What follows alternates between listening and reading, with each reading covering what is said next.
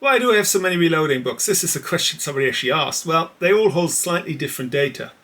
And it's all more or less interesting. And it does help if, you have friends who are fools.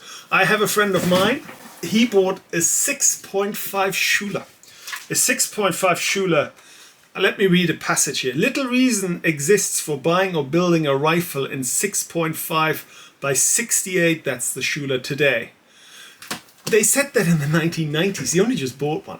The only two books I have that hold reload data for that are this thing, number 26 Hodgdon Manual, and Cartridges of the World, which basically quotes the Hodgdon Reloading Manual. Unless you basically go online and you have some guy who experimented and found a load, that's very little data to go on. So books basically that hold some of the more obscure books hold some of the more interesting data.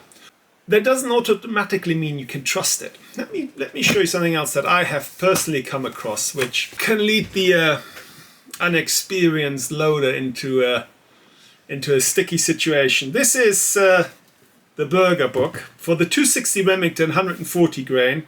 For Hodgdon 4350, it recommends a maximum load of 41.1 grains to produce 2,669 feet per second at a load fill ratio of 101%. So you're starting to have a compressed load.